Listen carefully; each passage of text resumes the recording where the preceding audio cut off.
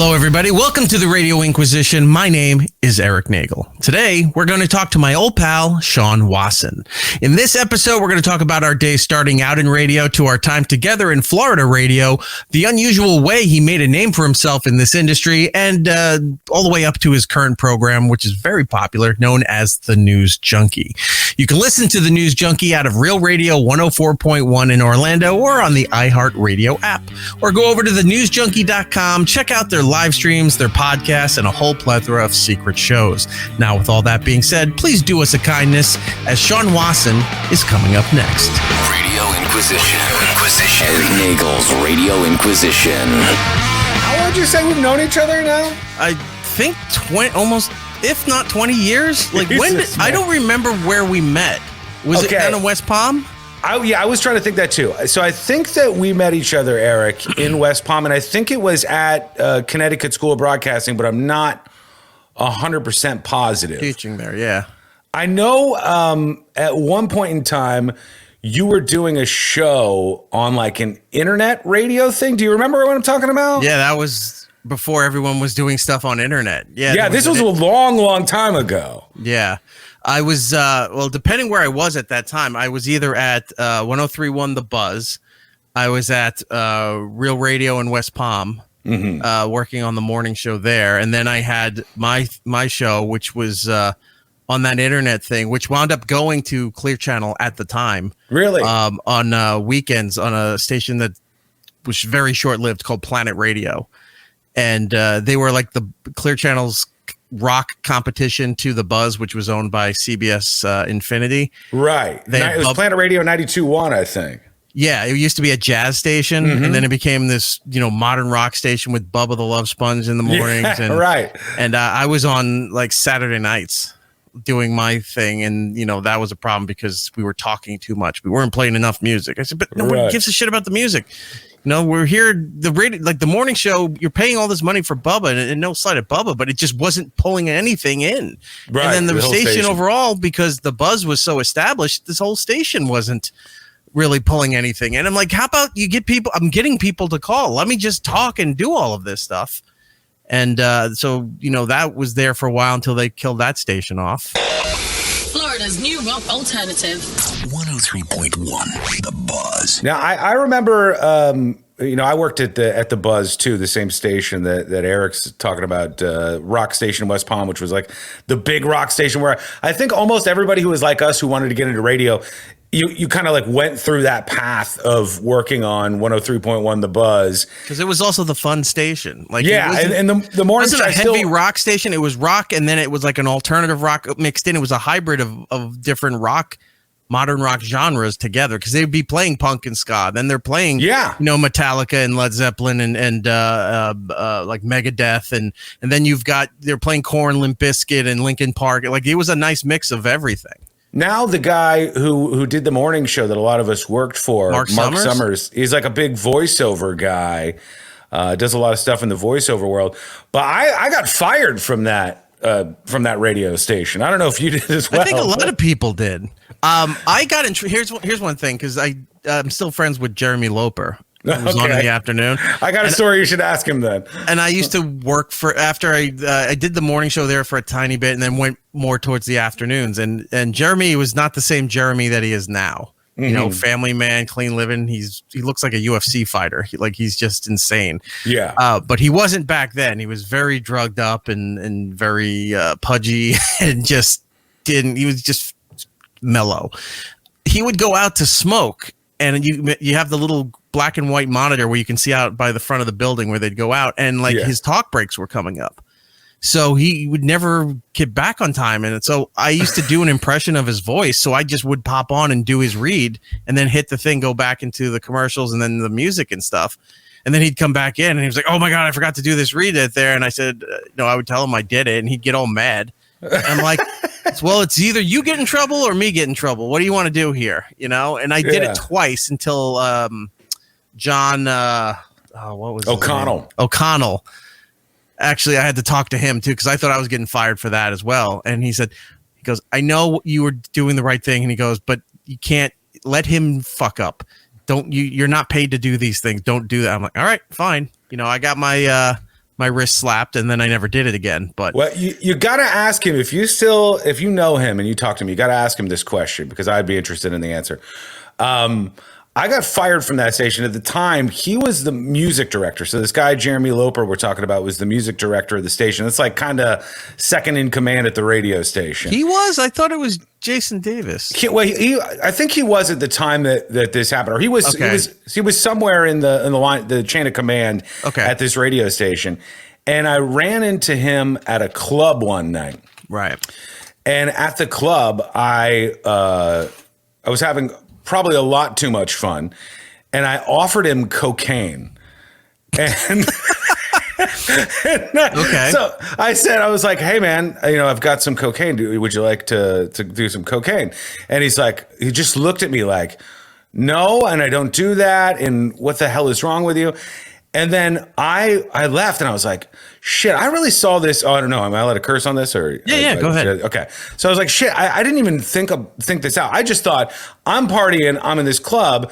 This guy at the radio station, we're going to do coke together and we're going to be best friends. You know, this is going to rocket me up to stardom at this radio I saw the station. stories about hooking up with the record execs and all These guys want to party. So I'm like, what better way to party than with some cocaine? And so I ask him, and he just looks at me like, I cannot believe you are asking me this right now. And he was high all the time, though. Right, that's why. He wasn't doing coke, I guess, but I mean, he was high all the time. Yeah, that's why I thought it was going to work so well, because otherwise it was a brazen move just to ask somebody ahead of you at the radio station. But he said no, and then I very quickly disappeared from the schedule at that radio station after that. So ridiculous. Especially even if he did, like, you save that as a story. You don't go running to do you know, I was at a non-work event and I ran into this guy in a club and he offered me coke. Like, you don't do that. You just go, fuck that guy. I don't want to hang out with him. But you don't run to the man. It wasn't a work event. It's not like you fucked up the Buzz Bake Sale, something like that. That's a bitch move. It may be, he may tell you, no, I never told anybody. Shawn just sucked so bad at radio at the time. I'm hoping it was that. I really am hoping of that, because I really currently hate your success right now. We'll get into that in a little bit, because I'm in awe of what you were able to pull off, and we'll get to that in just a little bit. But yeah, so we met in West Palm Beach. We went through some stations, and then when I never told you about how I got fired from Clear Channel the first time. No, I don't know about this. WZZR West Palm Beach, a Clear Channel radio station. Real Radio 92.7. So there was when the Planet went away, I was still doing Real Radio in West Palm, and then they were syndicating Orlando to all the other markets and rebranding stations as Real Radio. Right. So we were the only one that had our own local shows. We weren't taking the 4 shows out of, or the 3 shows out of Orlando. We would take the Monsters and Drew Garabo. But the mornings and afternoons were local shows. So we would go up to Orlando time to time for when they had bigger events like the Miss Monster thing, or they came down for their Christmas Kicks for Guns stuff. Right. And a couple other events they were doing. And so I started to bounce back and forth because they needed some people over there to help out time to time. So I would come up from the West Palm area to Orlando and do stuff with Tuttle and Soul Brother Kevin. And these are all guys that used to be on the Monsters show. And then something happened when I was at the morning show down West Palm. It was something to do with production. Like, I started making other production and other stuff for the show because it just felt stale, like we weren't doing anything. And I was in the O&A culture at the time, but we were fired. Right. So it wasn't allowed to work anywhere. They weren't around to work anywhere. So I had that mindset of hot talk, New York style hot talk, LA style hot talk, with a lot of bells and whistles, a lot of moving parts and things like that. So I started making things and putting things together. And the producer for the show at the time, I mean, I've heard he's a nice guy, and I'm sure he is, but I always thought he was just like this burnout relic from when it was a classic rock station. And he was producing the morning show, and he got mad. He thought like I was trying to take his job, and like he got like in my face. He was just this bald, skinny, potbelly biker stoner kind of dude. Okay. And I was just like, what the fuck are you talking about? I'm like, you're not doing anything. So I'm bringing stuff to the show. What is the problem? Right. So it got to be a point where then I guess it escalated to the GM. I can't remember his name. Mark something was the GM there. And then I got called into a meeting one time. And they were going to let me go because I was causing too many problems. I didn't think I was, but God forbid I was trying to do things and be forward, put some forward momentum into what was going on there. And everybody thought I was stepping on their toes and trying to, do their job when they weren't around. It's like, it was just petty. Well, real quick for everybody else, yeah. The best thing you said that explains the dynamic going on in this situation is New York talk radio at the time was like fast paced, exciting. And then the world of where you're talking about was like slow. It was like a machine that didn't want to adapt to things. It was boring. Yeah. But look, I mean, for the market and for that audience, it was great. I mean, their numbers were fantastic, but it was just such a slow pace. It was one topic, and how do we drag that through 4 hours? And then, you had a secondary question that it's like, I want to, and then we'll take a poll at the end. We'll give away some really god awful prize pack for a local area as the prize. And it was just like, there could be more than what you're talking about. You're talking about just stoner topics and stuff, to appease truckers, I get, but you could talk about things going on in the news and entertainment and they just don't.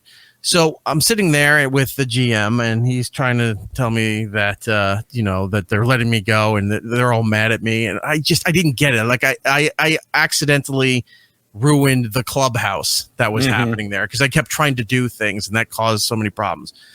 So I said, okay, there's another station that I saw up the coast that was interested in looking for people. I'm just going to go there. And he's like, oh, no, you're not. I said, what do you mean? He goes, you signed a non-compete. You're not going to work at it. And I said, I didn't sign a non-compete. Yes, you did. He's like, you couldn't get paid if you didn't sign, because they gave you this book that they tried doing this shit too back in the day. You had the company playbook that they would give you, the rules, regulations, policies for the company. Right. You have to read that and then sign this piece of paper said, I've read the policies and procedures set forth by Clear Channel Communications, blah, blah, blah, blah, blah. But they were they wanted me to sign it before giving me the book. And I said, no, I'm not doing that. You got to give me the book to read. No, well, that's just how it would go. I go, oh, I'm just not doing it. And then a couple of days went by and they were like, what? Why is this taking forever? And they're like, all right, just give him the book. So it gave me the book, but I never went back to sign the paperwork. I did that on purpose. So all this time went by. They go to let me go. I go, I never signed anything. What do you mean you never signed it? It's like, I never signed anything. He's like, you had to sign something. We're paying you. I go check. I never signed. So I'm sitting in his office. He leaves. He goes to speak to somebody, HR, whatever. There wasn't HR in that building, but whoever they had to call for Clear Channel at that time. Mm-hmm. I was there maybe half an hour longer. Then he comes back in. He goes, get out. I said, what? And he goes, you're never working here again. And he's like, just take your stuff and get out. And I'm like, he found out that I never signed the paperwork. So now it's going to be his fucking problem. Right. Because I didn't sign anything. So I went, okay. And I left. So then I went over to that other station until I got the call from our agent and stuff that we were going back to New York. So I worked at another place. I think the station was like in Vero Beach. Mm-hmm. It was a rock station there that flipped, and they brought in Greaseman as the morning show. Yes, and I was there for a while, and then I wound up going back up to New York when they signed with XM. Yeah. I remember even in broadcast school, you were telling me, and at the time when we went to Connecticut School of Broadcasting, I wasn't into too much talk radio. You were way ahead on that. And especially for our age, because we were young as shit at the time, you were listening to that stuff. I wound up teaching there. Like I was teaching audio editing on Cool Edit and stuff because there was this one teacher, big black dude. I thought he was nice at first. He worked at a country station down there. Oh, DC. You know who I'm talking about? Yes. Yeah. And then he turned into a real asshole. Like he was fighting with some of the girls that were in some of these classes or whatever. And there was a girl at the front desk. I think her name was Tiffany or something. Mm-hmm. And then she talked with whoever the manager thing is. It's like, I'm working at these other stations. I'm doing this thing at Connecticut School of Broadcast. Why doesn't he just teach the video editing, the audio editing? So I did that for like a semester or two. Do you remember the story about that guy and one of the things he did to get fired? Do you remember the whole thing? No, I just remember it was him and there was some other black girl there that they kept butting heads, and she started screaming and he started screaming at her. And that was the last I heard, because then shortly after that, he was gone. I never saw him again. So I didn't know any of the stories. So I remember this pretty vividly, even though it was a long time ago. So we were in this class, and for those of you who haven't been to the school, it's number one, a waste of money, in my opinion. But yeah, but it was a way to they conned you into paying for this degree that didn't mean anything in order to give you credit to take an internship. Right, exactly. This was your pathway to an internship. So this guy, DC was his name. Are they still around, by the way? Is Connecticut School of Broadcasting still a thing? I don't know. They don't have one here. They might still have one in West Palm. I'm not sure. They had a bunch at one point in time. Oh, yeah. But so this guy, DC, he was a black dude who worked on the country station, WIRK, in West Palm Beach. That was the country station. And he got in trouble, and I think it was one of the reasons he ended up getting fired. He was trying to teach us how to do remotes. And what I mean by that is, like, if you at the time would, as a DJ, get paid to go out to like a Nissan dealership. Right. And he wanted us to, like, sell it, tell people what's going on, get people to go to this dealership that you're at. And we kept doing it, and he was very unimpressed with, like, the run-throughs that we were doing. Like, I would have been like, hey, guys, we're giving away food. We've got all kinds of stuff. Come out, meet the folks from the radio station. He's like, it's like teaching promos for wrestlers, Yes, like, yes. Yeah. And he wanted to go full-on WWE. So at the time, he gets up in front of the class, and he's like, you guys aren't selling it right. He's like, you got to get people to come out to your car dealership. You got to say, there's people fucking on the cars out here. And he goes, wait, I did remember that. Remember this? He goes into this whole crazy rant about, like, at this car dealership, he's like faking a promo for. Yeah. And everybody in the class is like horrified looking at this guy. And he's like, saying, oh, just the most offensive things. And then the next week he was gone. That's hilarious. I forgot I remember that now. I forgot he did all that. I just remembered him fighting with that one girl, and I thought that's why he got fired. Because they were going to come to blows. Like, she threw stuff at him and whatever, and he said, "Get the fuck out of here," and then she left. Yeah, it was tense. I remember that whole thing. But what he was saying, he said, people are fucking on the cars, and he really tried to pitch this. And I go, I mean, I get what you're getting at, but in what world do you think that we're going to have to use this pitch that you're throwing out right now? This is the thing they make fun of radio for in a movie or on a television show or something. Yeah, absolutely. You know who else was down there too? Was Johnny C. I got to tell you a story. I talked to him on the air not that long ago. We connected with his show.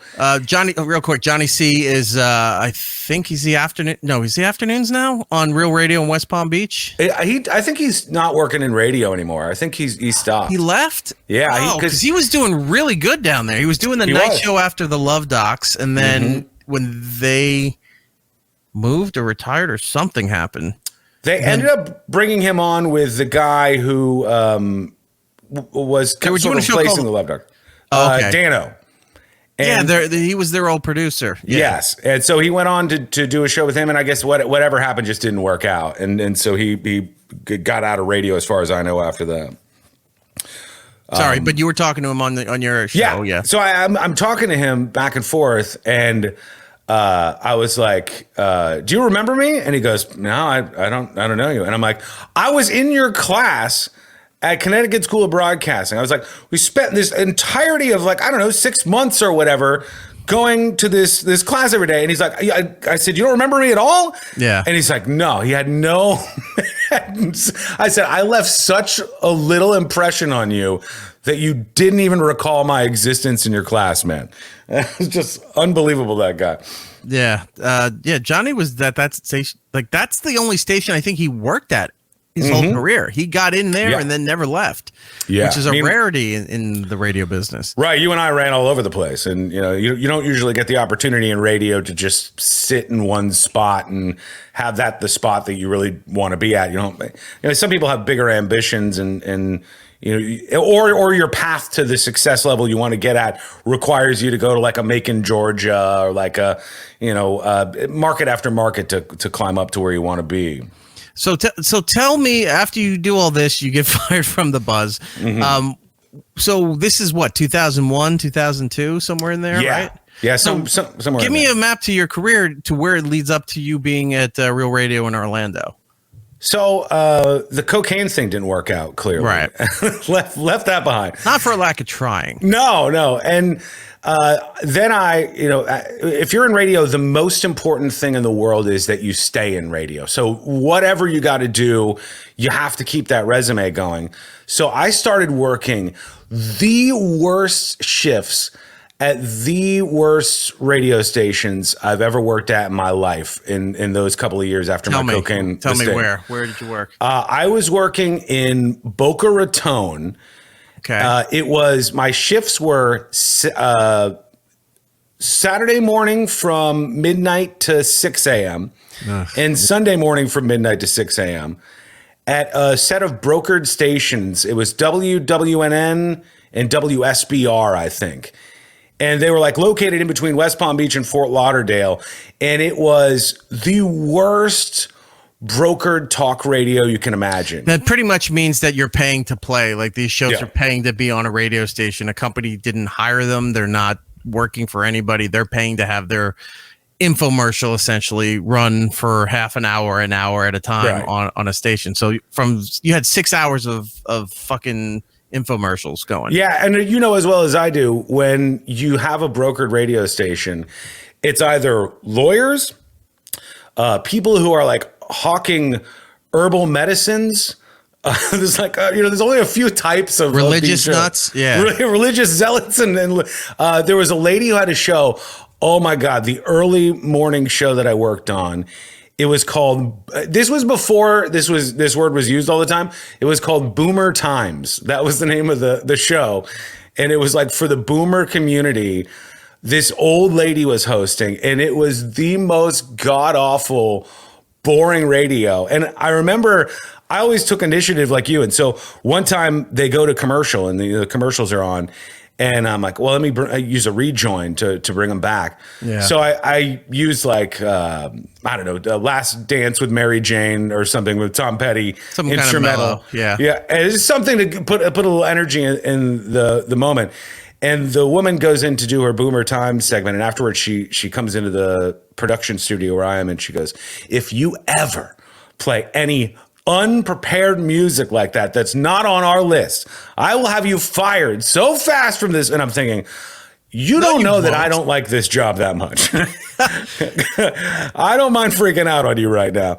But she wanted nothing to do with it. She wanted like pan flute stuff, like some really corny, boring music, bring her back in. Jesus Christ.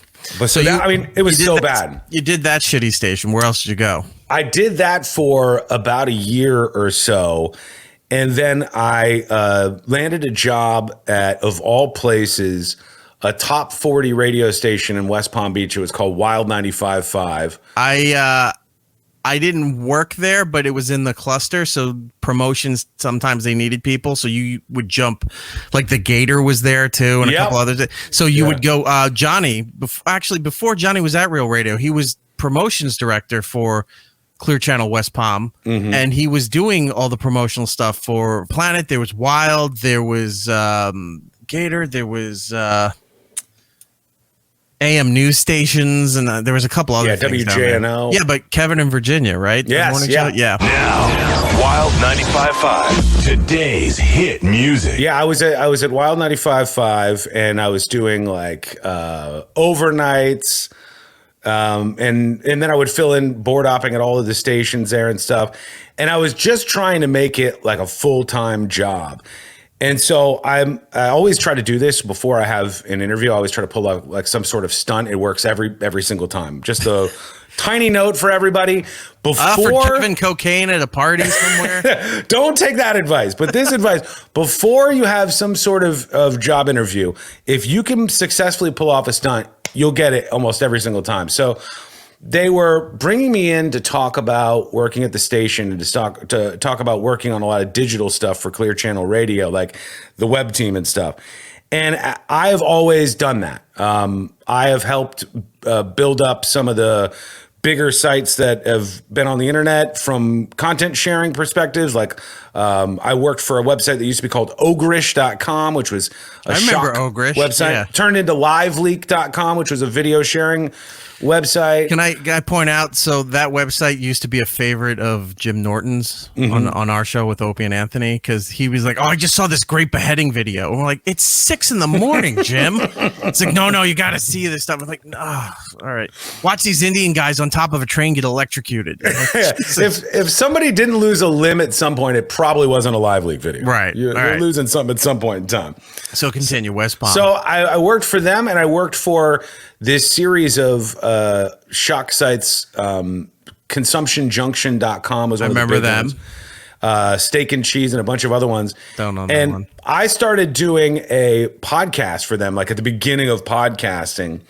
But I'd always been in this world. And when I worked for Ogrish and LiveLeak and all these different companies that were producing content at the time, one of the jobs that I would do, which there was no real title for this or anything, but I would find content and post videos on their site, and then I would get them traffic. So I had relationships with people like Matt Drudge of The Drudge Report, Perez Hilton, who was big at the time in the gossip world, anybody you could think of. I had a Rolodex of, I had email addresses of everybody you could think of. And when I would put content up, I would go, who can I push this to that will link to the site? And I was getting paid like that.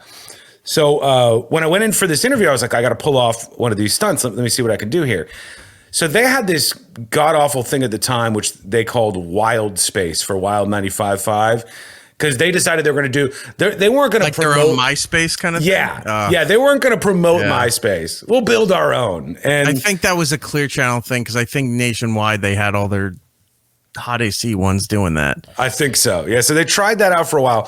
So what I did was I put up a video on their website, and then I sent it over to Matt Drudge, who runs a website called The Drudge Report, which is like one of the biggest sources of traffic for people who have news websites. It was, if you don't really, here's another credit for it. It was one of the outlets that was primarily responsible for Clinton getting impeached. Yeah. Yeah. Yes. Yeah. Way back. That's where he came to fame in the 90s. Yeah. Yeah. It's just basically a page full of links. And most of you have probably heard of it at some point in time. But so I get Matt Drudge to link to this video that I had posted. And then I go in to do the interview. And as I go in to do the interview, like they're freaking out and panicking because they had just learned that I'd gotten this traffic to the website. But it shut down all of their fake MySpace pages all across Clear Channel because there was too much traffic coming in. So like it crashed all of their websites. And then it started like having other impacts on the Clear Channel website network. And they were all like excited as hell. I mean, in my mind, I'm like, this is a message that your website sucks and that your hosting is terrible. But they were all excited about this. And I was like, showing them, this is what I can do. I can make the meter move and make things happen, and immediately got the job. So at that point, for the first time, I was working full time in radio, and I was doing top 40 radio, which I hated, and I was doing the podcast and all this like kind of viral content stuff. So that's West Palm. When does the transition up to Orlando happen? So I had started pretty early on. I wanted to do talk, so I started doing the News Junkie on WGN, which is a news talk station in West Palm Beach. Yep. I was doing that first for an hour on like Saturdays, and then the program director at the time, Brian Mudd, I think he might still be the program director at WGN, also works in Miami on WIOD, but he liked the show, and he's like, can you do 2 hours? Can you do 3 hours? Can you do 4 hours? And I was like I was making national news, like with some of the interviews I was doing. And so then I ended up working Saturdays and Sundays on that station. So all this is going on. And I knew a couple of people who were involved in a big exodus from Clear Channel over to Tribune at the time, because Mark Chase and a couple other big time executives in Clear Channel And Randy Michaels, who's like a radio programming legend. He was was one of the top guys at Clear Channel at the time. Yeah, for sure. And they all like fled Clear Channel and were going over to Tribune, which owned a whole bunch of television stations across the country, owned the Chicago Tribune, the LA Times, all these different news outlets. And they owned one lone radio station, WGN 720 in Chicago. Chicago. And so they knew what I could do with this internet stuff. And I said, I'll take the job. The first time in my life I've ever been offered six figures to do work. I was like, wow, this is huge. It's a big step forward. But I put my foot down and I was like, I will only take this job if you let me continue to do my radio show, The News Junkie, on WGN, the news radio station that you have. And they said, oh, yeah, you got to go. We can't tell you 100%. You got to go meet the program director. So I flew up there and sat down on the couch. The program director was Kevin Matheny, who is famous for being Howard Stern's program director. Pig Vomit. Yeah. Pig Vomit, depending on what way you're looking at that. But he's the guy, the WNBC, Yeah. This guy is the program director. I got to go sit across from this dude who is actually brilliant in radio. Like he was so talented and not the caricature that he was in the Howard Stern movie. But I sat down with him. I told him what I wanted to do for my show. He listened to some of the shows that I had done. And he looks at me and he goes, it was Friday morning. And he said, we are just about to fire the midday show. This midday show is two women, old women. There are two women in their 70s, or maybe one of them was in their 80s. And it was called Kathy and Judy. The one bitch keeps playing pan flute music coming out of break. We don't know what this whole thing's about. I'll tell you, these women, it was like the slowest, whatever. So they had been on, Erik, for 20 years doing this show. And he goes, on a Friday morning, I'm going to fire them after I talk to you. Can you do their show for the next 2 weeks in middays starting Monday? Right. And I said, yeah. But to follow a show that's been around for 20 years and then we're thrown right in the fire in the third biggest market in the United States of America, it was a nightmare, man. But it was fun. And that's what pushed me from West Palm up to Chicago, where I was able to get a lot more attention on what I was doing almost immediately. Chicago's an interesting market because Chicago has a lot of great, I don't want to say diversity, like race stuff, but just like the formats, the way, the different kinds of programming that they do up there. It's not like New York and LA. Mm-hmm. And I don't think for years, I don't think a lot of it ever got the attention that New York and LA did. There were big names and big stuff in Chicago, and you'd always hear about them. Yeah. I mean, outside of Mancow, but it was the only one that got some sort of mainstream thing. But there was a lot of good music jocks and other kind of programming coming out of there that just didn't, unless you knew the business and read the trades, it just didn't resonate with the mainstream kind of listener. And it's sad because they had some interesting programming for many years. There were more people making $1 million a year plus on Chicago radio that no one outside of the Midwest had ever heard of. Yeah. But the people in New York or in Los Angeles who would be making that amount of money, they were probably on a much more national platform. So you would know who they were. Yeah, that's absolutely true. Yeah. So you got this great opportunity to be on in Chicago. And then how long were you there for? I worked on WGN in Chicago for 6 years, 5.5 years. And really. It never translated to their TV thing too? No. I mean, I ended up doing, they had a weird way of doing weekends where there was only me and one other guy, and we would take up all the hours on the entire weekend. There was a guy named Jerry Agar, who's now he's a Canadian talk show host, but, so I did that for all those years, and I would fill in for all the other day parts and stuff. But it was like the best experience I could ever have. And it makes you learn like the pressures of the job and stuff. And working with somebody like Kevin Matheny, strangely enough, years later, the dude died, had a heart attack at his desk when he was working at the radio station in San Francisco. KOGO or something. He was working at one of the major stations in San Fran and died at his desk. But working under him, I got to learn so much stuff. But then all these people that had this major exodus from Clear Channel to Tribune started to get annihilated. So like all of the people that I came in the takeover, I came along with them. All got laid off. All got laid. You know, Randy Michaels, the paper hated him, his own paper, the Chicago Tribune. He's the CEO of the company, and the Chicago Tribune's writing stories about how he once suction cupped a dildo to his forehead, and and he was smoking cigars in one of the really, really revered rooms in the Tribune building. And so they wanted his ass bad. And eventually they just started to march all these people out the door. And so I had a friend by the name of Michael Bryan who worked in Orlando at the time on a top 40 station there. And I was like, buddy, my hours are numbered. I don't have days numbered. My hours are numbered in the building here. And I asked him, I was like, do you have anything down there? And they were like, we've got something at Real Radio, but there's not a full-time slot open now. And so with limited options at the time, I ended up taking a 5 a.m. to 6 a.m. gig before the Monsters on Real Radio.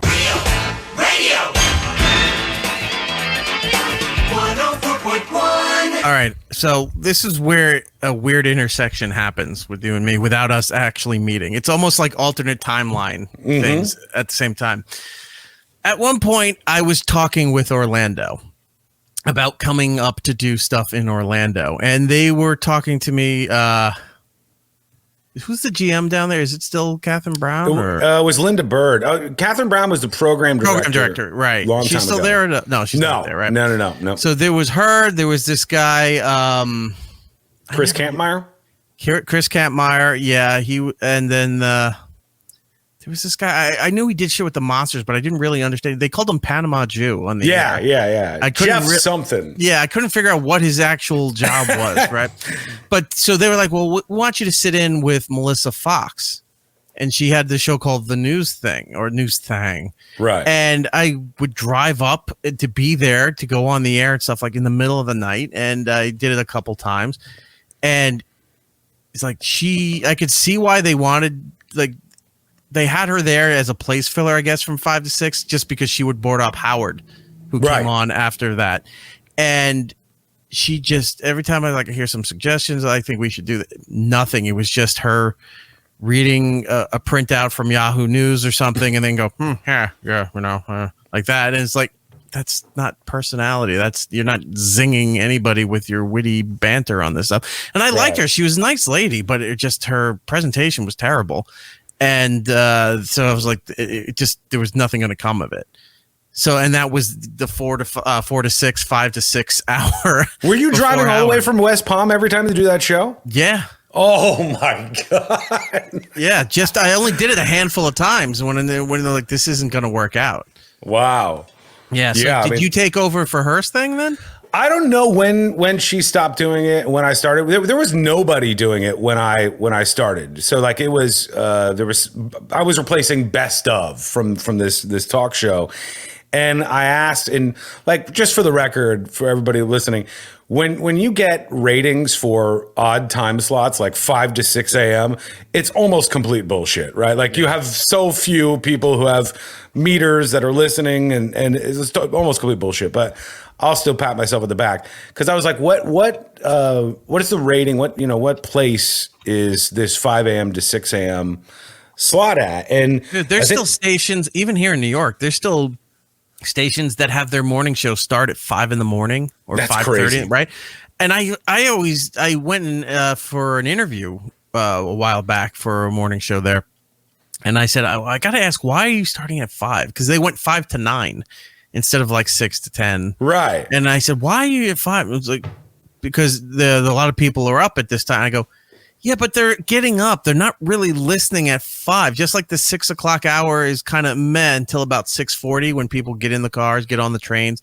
That's why a lot of promotional stuff and giveaways and contests and whatever bits interviews were always like 7:10, 7:20 in the morning, because that was when the most people were listening in their commute. You can see it come alive too with the phones and just with like the reactions. So they told me, it's like he's like, you don't understand. A lot of people are up at 5 in the morning to getting ready and going to work. We hear from a lot of people, our research showing this. And I kept saying, I'm like, that can't be enough to justify this. It really, like, being a morning show, if that's not a live news kind of thing, to be on at 5 in the morning, I'd be furious.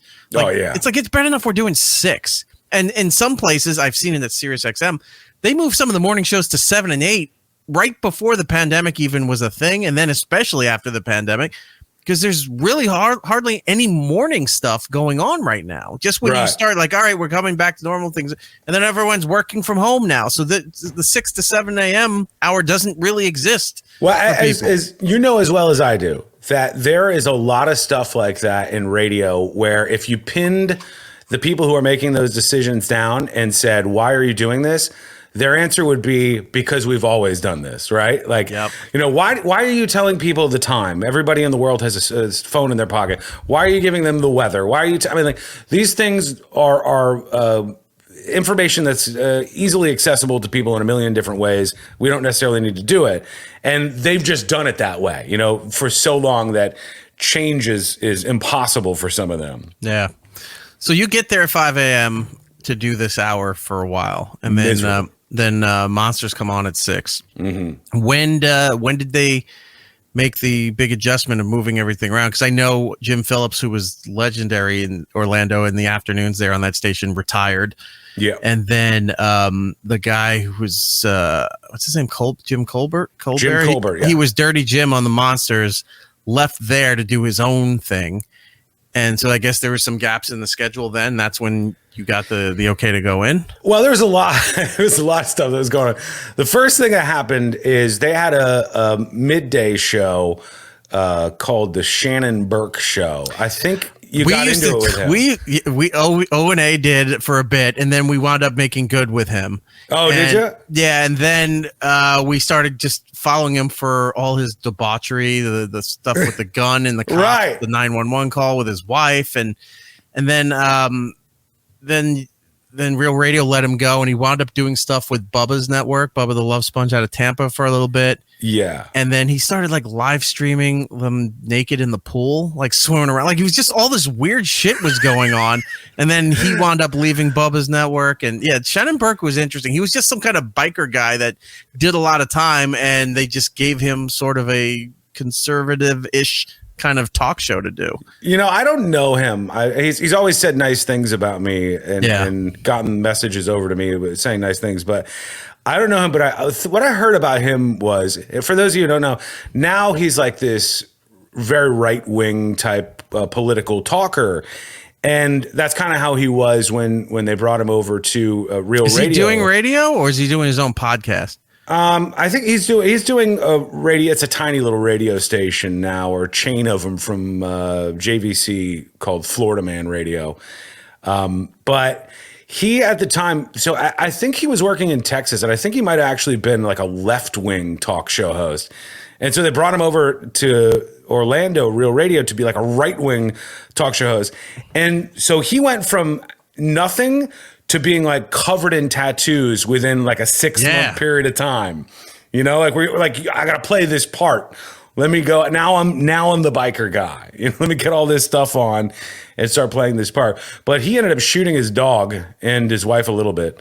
Yeah, that's the gun thing. Yeah. By the way, you can find those Opie and Anthony bits on YouTube. Oh, check that out. That's great. You guys tortured him, man.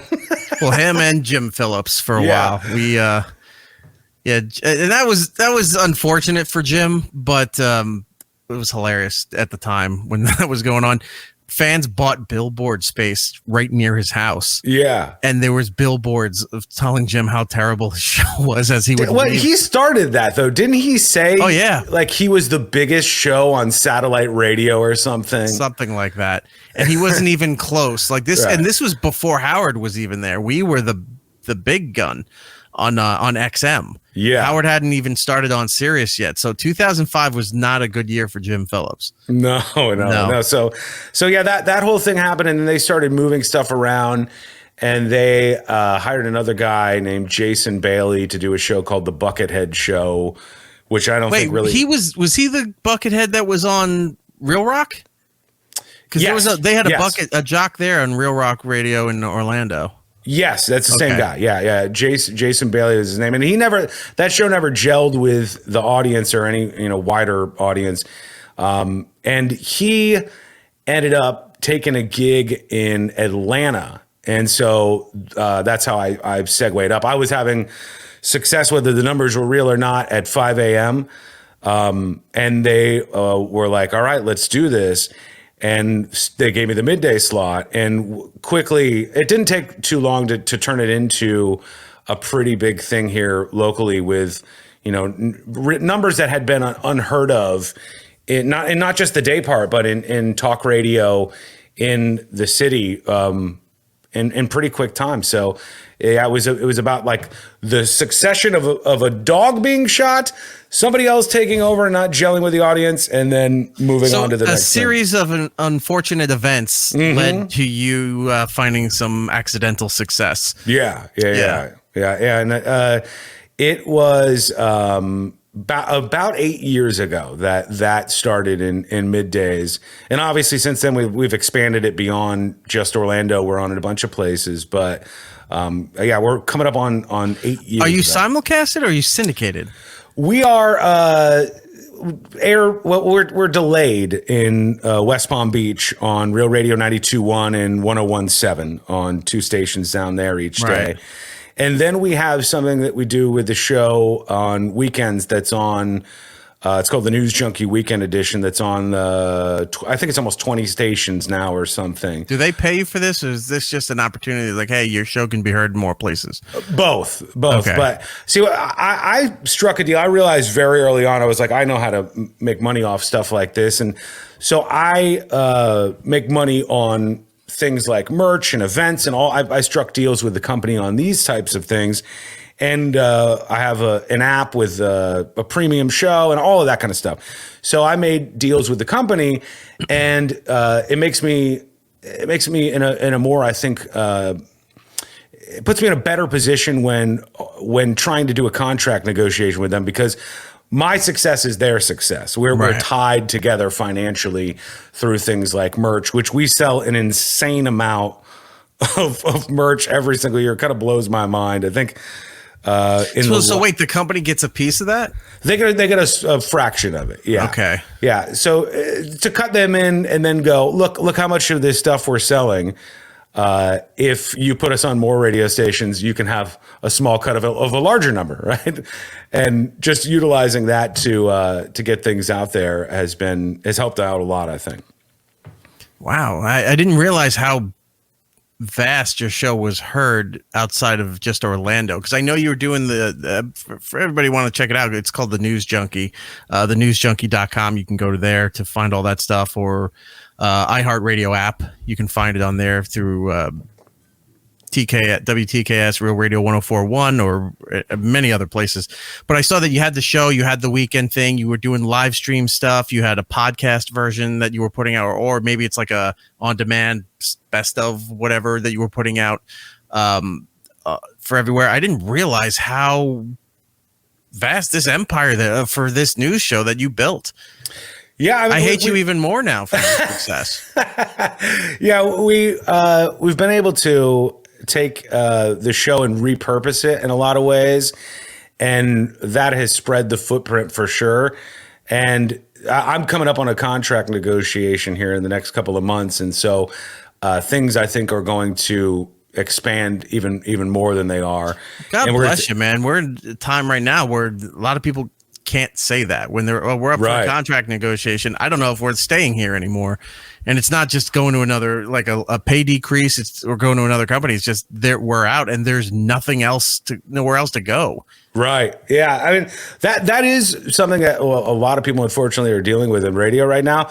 The other side of that, and this to me is one of the greatest things about a really shitty thing, and that is the pandemic that we've been rolling through for 2 years plus now.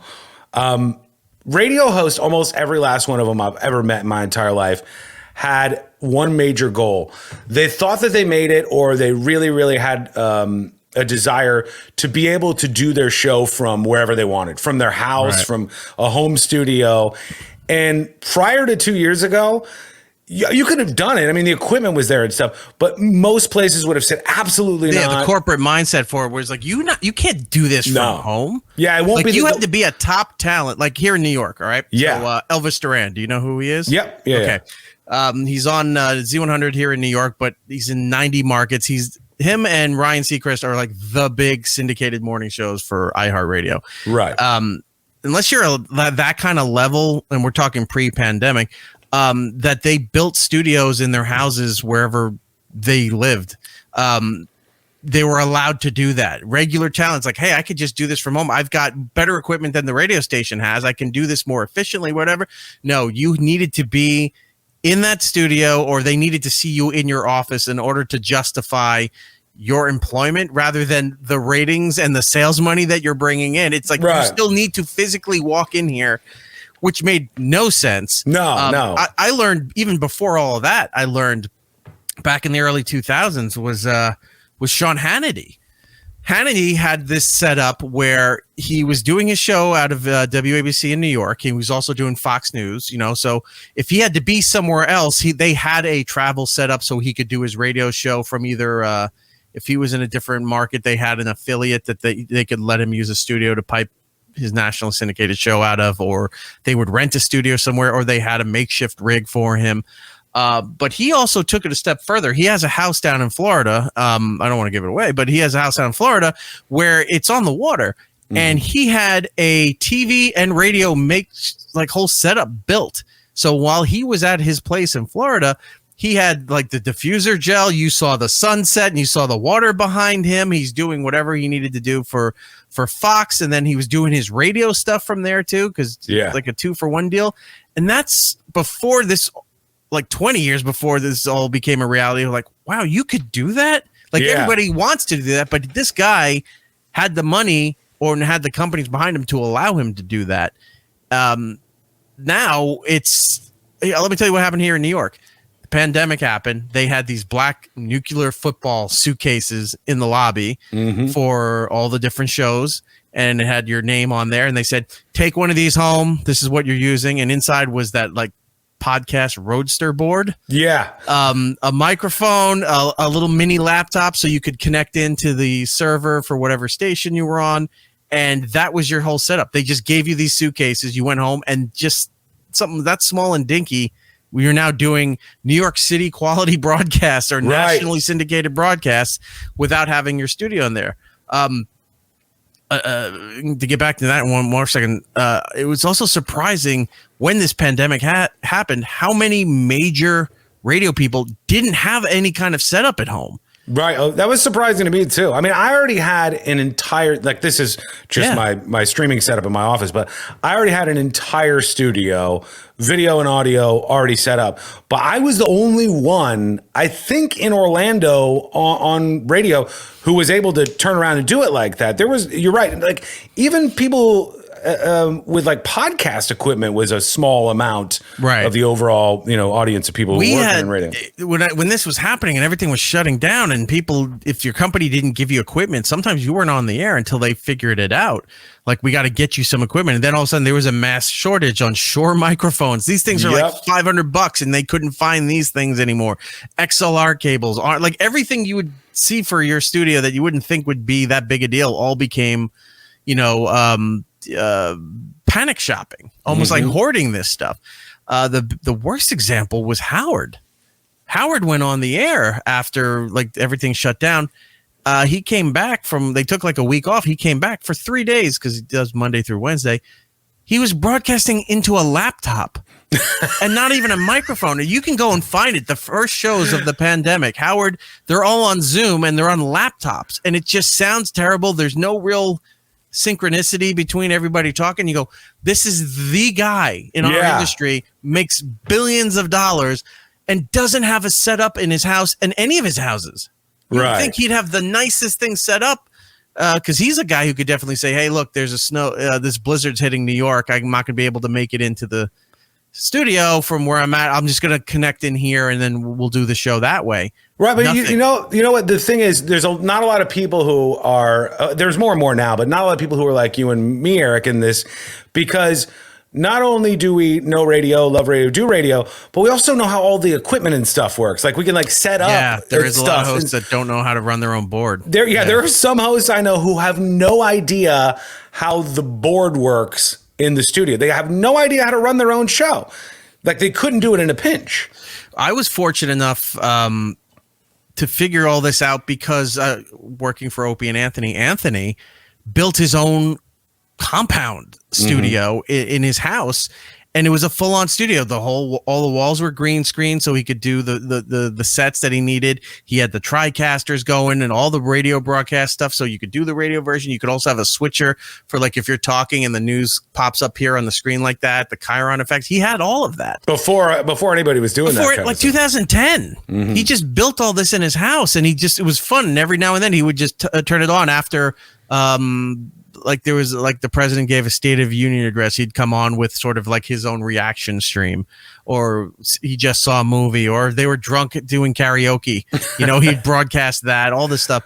And like I learned a lot from that. Maybe Sam Roberts, who was on our show too, may have learned about building your studios because Anthony figured it out.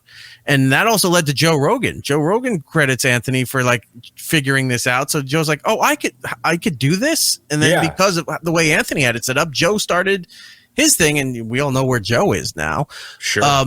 But having that mindset and like, yes, how I could put all this stuff together. When that happened, we never missed a beat. I could still do this network stuff here. I could still do the radio show over here. I could still do all this stuff here. It was ready to go. While everybody else is scrambling, trying to, buy shit off that Staples end cap that says you could be a podcaster with all the garbage equipment. It was just insane that nobody thought to do all of this stuff until now. And the company's mindset, which we were originally talking about, was that you have to be there. We need to see you there. I used to have bosses that would get mad. Like I'd be there from the morning show till like 5 p.m. getting stuff done, and then the next day I was like, look, I got to go and do a couple of things. So I'd leave at 11:30. And they're like, oh, you're leaving early? I go, I was here till 5:30 yesterday. I'm leaving today. I got all my shit done. But now they're like, maybe you don't need to come back. Some companies I know sold off their offices in Manhattan. They were so sure about this. I mean, I remember I would say, I want to do the show a couple days a week from my home studio. And they'd go, well, if you do that, you're not going to have organic interactions with the sales staff. I was like, who cares? Yeah, they don't have anything to. That's another thing too. Sales became, it used to be sales versus programming, right? Like the two weren't supposed to really influence each other. Sales would have stuff, programming would figure out how to include it, right? Then all of a sudden sales just won. Sales now dictates a lot of the programming. Yeah. It's like, oh, we made this whole thing so you can't talk about this stuff for the next several weeks. No, I'm not doing that. Yeah, we just made this big deal. You can't do this stuff. Well, fuck them. I'm not doing that. That's so I mean, I think if we could take one just good thing out of the last 2 years, I think that's a really great thing. I think that makes it so if you love radio, if you're good and you're skilled, you can then do a show from anywhere. You can do a show in another city. You can do local radio in an entirely different city and not have to move out there and live in the place. In 2017, I wound up leaving SiriusXM, right? In fall of 2017. 3 weeks later, iHeart picks us up. So we're on the iHeart thing. Now it's iHeart podcast. But 4 years ago, it's just part of the iHeart digital stuff. And we're still shopping the show around. And there was a station out in Idaho, in Boise, that kind of bit on it. And they said, we're interested in your show. We like this. We want to bring you over to this rock station there. And I said, okay. and we're talking about some stuff, and they said, all right, so we're looking at this kind of money and this for the three of you, and okay. Let's say, I don't know what we can do about moving expenses. And I went, wait, what do you mean moving expenses? And they're like, well, you got to come here to do the show. I go, no, I don't. Again, end of 2017. And they said, well, yeah, you can't do the show from New York. I go, how am I supposed to get the guests that I was getting and everything else if I'm in there? Like, we can do a few weeks here and there out there. Yeah. But if you want all the guests and everything else we're doing, it's like, we got to get a studio and do it here in New York. Because that's where the talent pool is. And there's another way that works too. Okay. I'll give you an example. There's been a lot of people who have been in this position, but just like people in radio think that you must physically be in this location, or at least they used to think that pre-pandemic, to do a radio show in this city, you have to be in this city. They also would say, if you were going to have a nationally syndicated show, no buts about it, you had to be in New York City. Like, you had to be. I remember, or at the LA. time, yeah, or LA. But I remember at the time when Glenn Beck's show launched. Glenn Beck, I don't know how many people know this, but his show launched because of 9/11. Like, 9/11 happened, and they had some plans in the work, but they said, do it now, pull the trigger, let's syndicate this guy named Glenn Beck. He was out of Tampa on a station that I'm on now called WFLA, which is a big AM talk station in Tampa. Yeah. And so they started to do the show, and they were like, well, you have to pretend you're in New York, right? Like, you must be at Radio City Music Hall. And I think he, even at the time, was maybe arguing this, but like, the argument is, people don't care about that kind of stuff. They would care about, like, is the show good? Are you getting good guests? Are you creating interesting things? Like, I'm sure, when you were producing Opie and Anthony or doing, everything that you were doing with them, I'm sure not a single listener gave a damn where that was located at the time, as long as they were creating good radio and things were exciting and fun. They did it first when we came into a market. Like, if we took over whatever show that was there. They call you like carpetbaggers? Well, no, they'd just be, yes. All this 1930s old Depression era terminology was coming out. No, they would get them. Oh, there's another show from New York. Nobody likes you guys from New York, whatever. And it's like, okay, cool. We're flushing you out. And within a couple of weeks, they were all gone. And the people who were willing to listen to us talk about, the most horrific stuff. And then they're like, oh my God, this show's pretty damn good. Yeah. But yeah, we had to work. It was a balance. That second time being syndicated while doing the satellite show at the same time. Like, that's a lot. We did 6 hours at one point. We were 3 hours, both terrestrially syndicated through CBS and Citadel, and I think one other company. And then we were also simulcast on XM. And then at 9 o'clock, we would be done, and we would do a live walkover from the K-Rock studios, broadcasting on XM, to go over to do another 2.5 hours at XM, exclusively over there. It was, I'm just thinking about all that nonsense. Would you ever go back there? Would you ever work there again? Where? At Sirius XM. I think I would. Yeah, but under different conditions, definitely. But so there's not like a big wall or some kind of bad blood or something that would prevent you from going back there. I don't look, not anymore. I didn't like the way, and I had to fight them legally. I didn't like the way that I was let go at the time, because they really didn't have justification to doing it. It was pretty much me being guilty by association, because they fired Opie a couple months ahead of before that, and they were shifting everything around, and I was still running the channel at the time. I was overseeing the shows that we had in New York, and then we had Jason Ellis's show out of LA, and I was having problems overseeing their staff because they were constantly complaining that I was yelling at them all the time. But out in LA, there's no sense of urgency.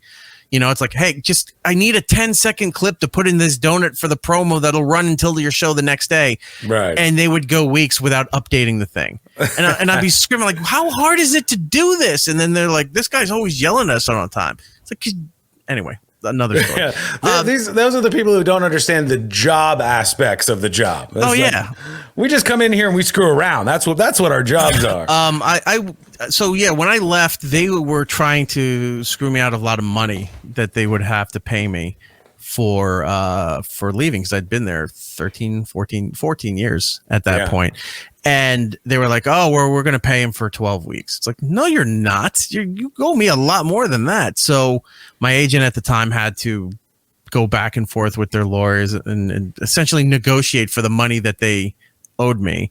And then I had to sit out almost a year in order to be paid. And then I had a grace period after that where if I didn't get a job by this point, they would still pay me. But if I found a job and it did, at this point I could opt out of it and go work somewhere else. So would you want to do that, or do you actually like what you're doing now? Because you have a lot of independence in the situation. I do. I'm running Compound Media, which is Anthony's network, and we got 12 shows broadcast every day.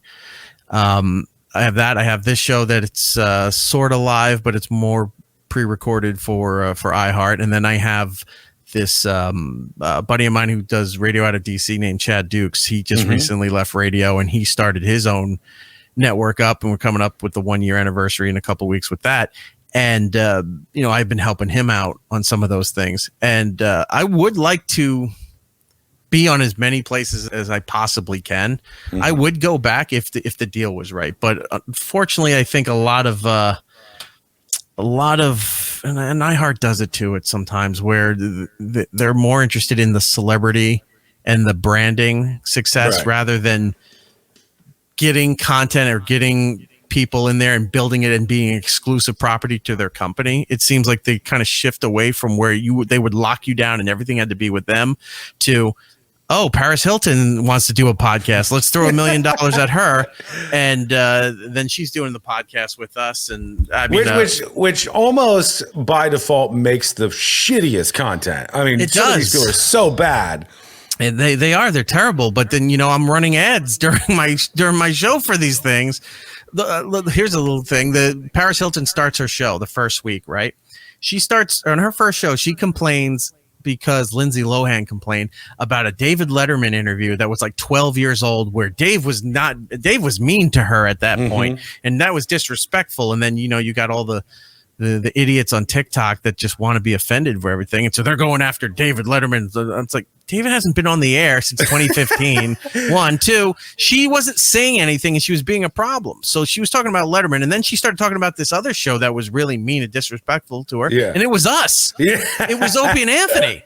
So all this is going on. So now I'm getting, like, Anthony stuff's getting flooded. My stuff's getting flooded with all these people. It's like, we're going to get you fired and we're going to, like, go ahead. Please, here's the I was giving them phone numbers, direct numbers to executives at Sirius. I'm like, call them. Please tell them that you want me fired, because I would love nothing more than Paris Hilton's vapid fan base to be mass calling like the president of the company to try to get canceled a show that they haven't had in like a few years now. I haven't been on that network in a while. Right, but I mean, isn't that part of it right there? Like, to me, that is an argument for being excited at the moment you're facing right now and all the independence that comes along with it. Who's going to fire you? Yeah. If somebody got angry at you and started going after you, these organizations, or you're not working with organizations as much as you're working with people and talent now. I was giving them iHeart people's info. I was giving them serious people. I'm like, let them see that there's an interest of getting me fired, so that they make it like, we got to pay this guy more. We got to get him on more stuff. I was using it as a job pitch. Right. But then, that week and the next week, I'm running Paris Hilton podcast ads during my show, and it's clips of her talking shit about Letterman and us. I'm like, this is just, it's a weird world that I'm in. But a lot of these companies are just paying for more of these celebrity things or successful branding. And I get the companies that are looking for branding stuff. I get that. But it's just like the days of going to a company and trying to build something seem to be gone. So if you have to go and build it on your own to have a company then look at you and say, oh my God, you're doing something, let's do business. It's just changed the whole process. You don't get out of school to go to an internship in most cases to work your way through a station, a show, a network, whatever, in order to get up and then a chance to do everything. Now it's do it on your own. The equipment's out there. You can figure it out on your own. If you build your own success, a company will come over and say, hey, we want to pay you $1 million to be on our platform so we can just put ads, so we can sell ads on your show.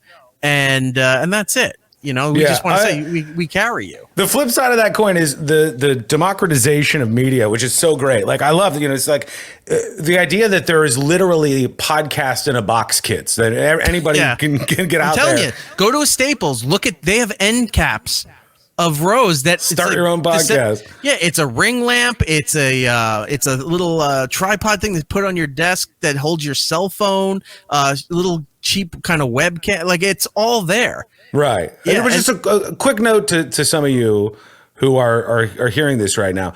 Your show probably sucks. That's the other side of this. When everybody on the planet starts to do a podcast, you learn how many of them are absolute dog shit. Yeah. And celebrities and just random people included in there. Where do you see this all this stuff going though? Like, do you see more of because right now you're in a position where I think you're kind of in the center of it. You're seeing this where it's a breakdown of the giant companies that used to control everything. And now consolidation of power from the individuals, the content creators who before were never able to fight up against that. Do you think that that's going to keep going in that direction? I think it will. I also think that the breakdown of bigger corporations like radio stations, have been selling off their stations. Mm-hmm. Our company here since December 2019 had 4 major bloodbaths nationwide of employees unfortunately being letting go and whole divisions and stations being wiped out. My biggest fear that I've said for years has become a reality where they're syndicating entire radio stations where it's like, all right, well, let's say Z100 in New York. So now you're Z100 in, Jackson, Mississippi, or Z100 in Dallas, Texas. It's the same imaging, same everything there. The only thing that changes is the legal ID at the top of the hour, because you can use the same celebrity IDs at every station. So it sounds like, if I'm in Texas, Christina Aguilera listens to this station. You're doing all that. You syndicate the shows. The air talent just does a voice track for whatever the music is, and then that just plays on every station. I think that as this goes, the corporations have to sell off the dead weight. So if they start selling off more and more stations, I'm hoping that there's going to be the rise of the independent stations again, where before the Communications Act of 1996, where you could only own like 2 stations in a market. Mm-hmm. Now it's self-regulating. It's not the federal government telling you what you can own. It's millionaires who just maybe loved radio, bought a radio station, and they're going to start paying for these people to do it like that, almost like a grassroots kind of way of doing radio. That's my hope. I don't know if it's going to do that, but I would love to see if that happens, where they'll take more chances on shows that people who are doing podcasts like you and me, and they're like, hey, let's try to translate this into radio and make some real money. And so you can do this and do that and kind of bring radio back. I grew up with radio, especially being in the shadow of New York City, growing up on Long Island. I miss that. There was a certain way of doing it, a certain connection you had, and you can get that from podcasts, but it's a little bit harder because you have to find exactly what's going to connect with you. And it's not like learning these other shows. A lot of people, I don't want to say got lazy, but they just eliminated the showmanship to doing this stuff, where O&A were famous for breaking things down and stripping it down raw. So it's like, no, don't put the production there. Let's hear it like that. And it's interesting. Let's goof on it. Let's comment on it, whatever. And then every show, every podcast, everything started doing that. Like, how many times do you hear a show where it's just a cold open where, hey guys, welcome to the show, whatever, and then it's like 6 to 9 guys talking over each other, or with one the same guy voice. or one guy who is doing sort of like a monologue driven program and doesn't have the speaking voice, the cadence, the way to perform to make it interesting, like you would listen to AM radio for, say what you want about conservative talk radio or religious program or everything. They know how to talk. That's how they get all these people involved, whether you agree with what they're saying or not. They know how to talk. Right. And that seems to fall by the wayside because everyone's like, oh, it's just going to be a hang. We're all just going to hang out and we're going to do this. One of the things I pride myself in with doing this show is that I still work on production. I still try to make it sound like a show, make it sound like it took a lot to put this together. It somehow it raises it. It just sounds bigger than it should be. And I kind of miss that, and I think that needs to come back more. I've heard, like, because you do it on your radio show. I apologize, I haven't really heard the podcast versions of it, but you know what you're doing. You know to segment your stuff. You know what your audience wants, and you know how to perform to do a show. I think that needs to come back because it's been gone for so long. Everybody stripped everything down, and now these younger generations don't know that thing exists. So I've had from people who are like, we heard some of your productions. Like, how do you do something like that? Like, I'm like, really? This is just 90s alternative programming that I ripped off from like K-Rock back in the day. Like the digital sound effects, to make your sweeper, and taking clips from movies and TVs and using it out of context and making a story out of what you're building. It seems to be a lost art on a lot of people, right? And a lot of shows. And I kind of want to see that come back too, because it just shows the effort. Because even if you have a strong show and a strong support staff, if you're totally sucking, and look, everybody doesn't do an amazing show all the time. There are days you come in, you're hurting. It's a slow news day or something. The vibe's just not flowing there. If you have the right amount of stuff around you, it could lift it up. For what could have been a terrible show was now just an okay show because you had everything in place. And I want to see that more. I kind of miss that.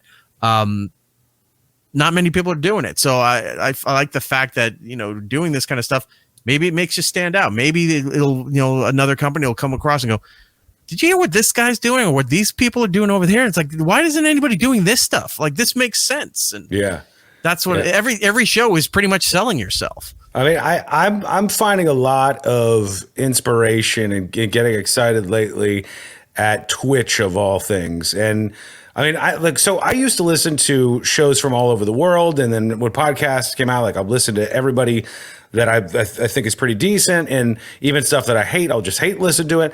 So I'll just like try all this stuff out. I haven't listened to any of that kind of stuff in 6-8 months probably, because I find what's happening with spoken word content on Twitch. I don't know how closely you follow that, but I find it to be really, really interesting because it's to the moment. You have right in front of you an indicator of how many people are watching you, listening to you, whatever. Yeah. And you have a feedback mechanism in real time with chat, which can either produce the absolute worst stuff out there or maybe something really, really interesting. And I think that's where really wild things are happening in the future. When we do the show, we have the Twitch going live as we're doing it, so that when it's all produced and put out, the next day, while we're doing the show, because I wish we were live on a platform that, people were interested in, and because I missed that part. Like, people who just think, I'll just pre-record everything. That's good if you're a comic, like, that's good at monologuing and doing one person perspectives, Bill Burr, Tim Dillon, things like that. Right. Fantastic. But then there's a lot of people who are just not that interesting who are trying to do that. I missed that interaction. So we had the phone lines, we had everything else going. And then as the years go by, nobody calls on the phone anymore. Even at the radio stations, it's hard to get people on the phone to talk about the topic or get mad at something you said, or compliment something, or even say, hey, I think you missed this, to introduce something new to you, to the topic, to whatever you're talking about. The phone just isn't that useful anymore. I mean, it should be there as part of it, but people just don't think to call a radio station or call a show anymore. So we do it on Twitch, where people will pop in, and some hang around, some don't, but you can bring the chat up on the screen while we're doing it. So it's like, is there some certain questions, we'll have one of our guys bring up the thing on the screen, and then we're like, such and such in the Twitch chat here is saying, what about this thing? Blah, blah, blah. And they're like, oh yeah, what about that? And then that sparks another direction of the conversation, or because it brings that live element where there's something about when you just solely record something, especially by yourself, the risk is almost zero. Like, if I fuck this up, I'll just go back and like edit it out and make myself sound super smart. But when you've got it doesn't even matter how big the audience is, but if you have some modicum of people who are watching live, it keeps you on your toes. It keeps you moving. I think that there's a lot happening there with the technology and with the platform that is super interesting for spoken word. And that's one of the things I can say that that I'm envious with what you're doing. I mean, you're doing fantastic work.